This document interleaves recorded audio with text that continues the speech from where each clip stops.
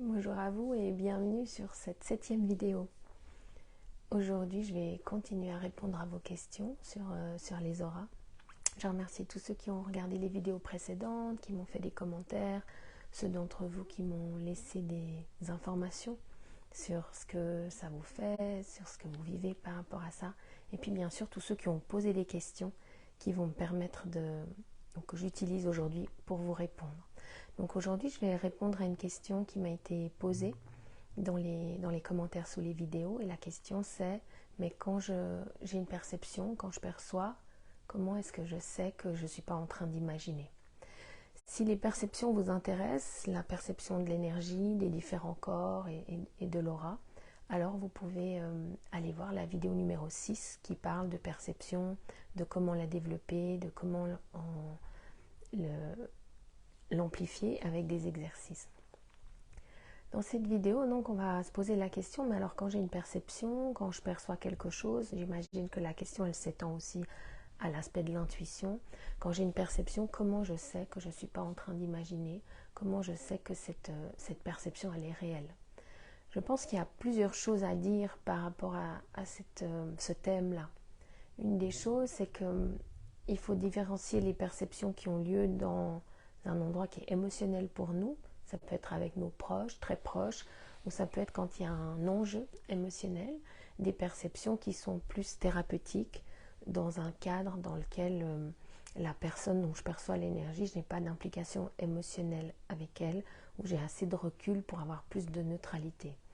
Il est évident que tout le domaine des gens les plus proches, les plus intimes avec moi, tout le domaine des gens, mes enfants, ou quand c'est moi-même par rapport à un symptôme, une maladie que j'aurais moi-même, évidemment que c'est l'endroit le plus délicat et pas du tout le premier à exercer pour savoir est-ce que je perçois la réalité ou est-ce que j'imagine.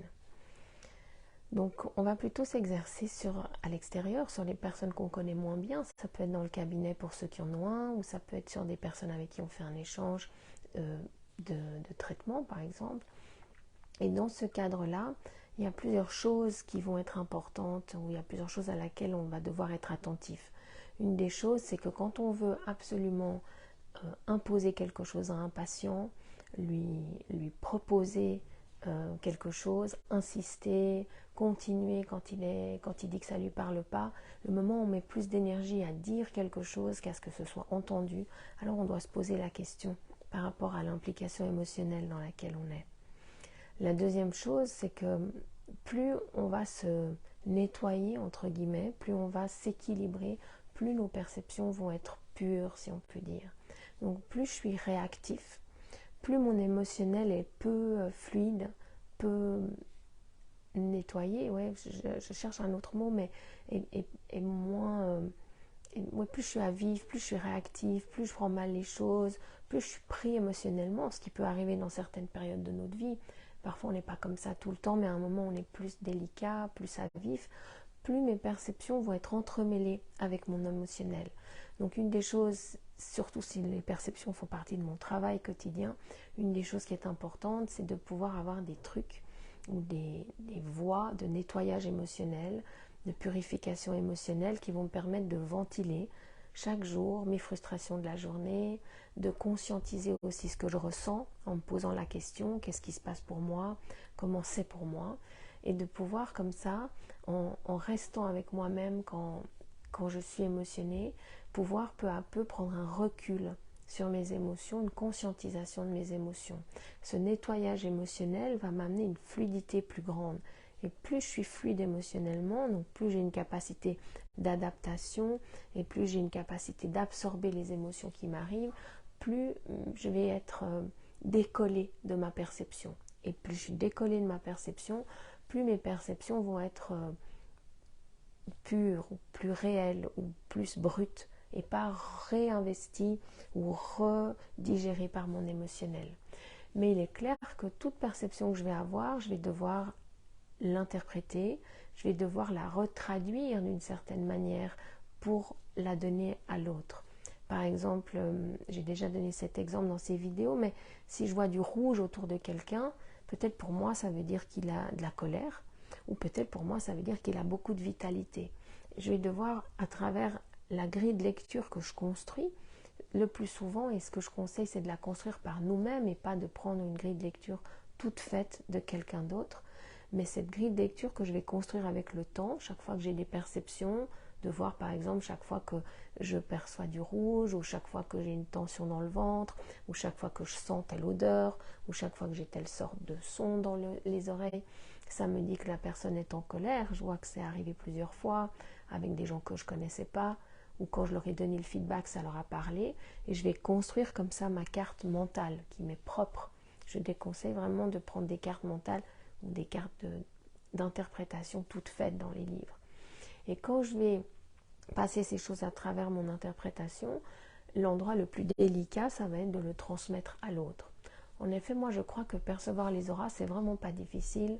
En un week-end de stage, ou même soi-même avec des exercices sur un mur, vous arrivez à percevoir, que ce soit à la main, à la vision.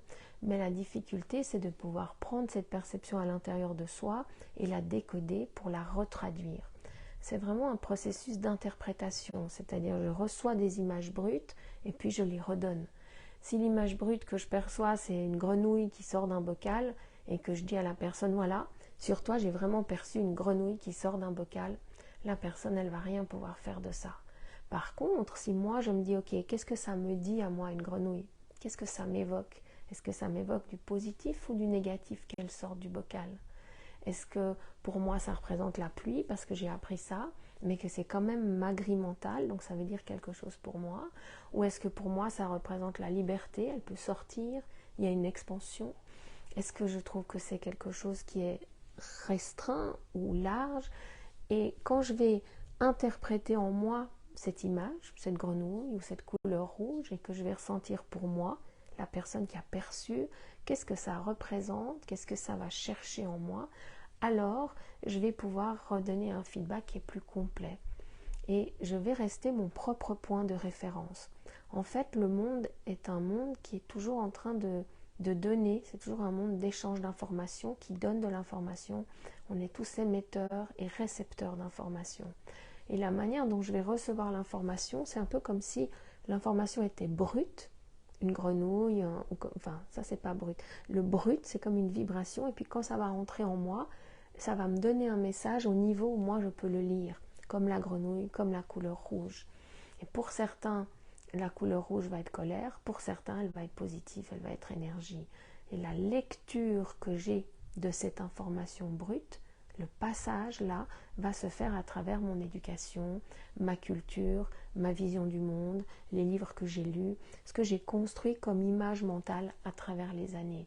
Je vais lire le monde à travers mon image mentale, à travers mes étiquetages, à travers mes croyances. Et je vais construire ainsi une lecture. Donc ce moment délicat, c'est que je puisse avoir dans cette lecture peu d'implications personnelles et que je puisse vraiment sentir. Ensuite, je vais faire un feedback. Il est important que le feedback que je donne soit positif et souligne toujours à la personne ce qu'elle va pouvoir arranger, rééquilibrer, agrandir plutôt que ce qu'elle va devoir éviter ou de ce qui lui pose problème. Donc je vais apprendre à faire des feedbacks de cette manière-là. Vraiment, je trouve que faire les feedbacks est beaucoup plus difficile que de percevoir les auras. Parce que ces feedbacks vont nous demander en effet une position claire et de sentir quand je commence à pousser, quand je veux persuader l'autre, imposer à l'autre, pousser vers l'autre, ou quand je reste verticale et que je donne une information et puis je vois avec l'autre personne comment ça se danse et comment ça lui parle. En fait, je vais proposer des choses et puis on va interpréter ensemble. Et je crois que ça c'est important aussi. La perception de l'aura, en tout cas comme je la conçois, c'est pas une idée de deviner, de savoir ce que l'autre vit, de savoir ce qui se passe pour lui. L'idée là, c'est vraiment plutôt de pouvoir ressentir à l'intérieur de moi et de pouvoir partager, et l'autre va me dire ce que ça lui évoque et on va chercher ensemble de quelle manière ça nous parle, de quelle manière c'est juste pour la personne. Donc c'est pas une lecture d'une personne passive, mais c'est une co-création entre nous deux de quelque chose qui peut lui apporter. Dans ce sens-là, cette attitude va m'aider le plus possible à ne pas projeter. Ensuite, quand j'ai des perceptions sur mes proches, quand c'est mes enfants, quand c'est ma famille. Alors oui, c'est délicat de sentir si je projette ou si je ressens. Et c'est que plus important, je répète beaucoup ça aujourd'hui, mais de revenir à ma perception.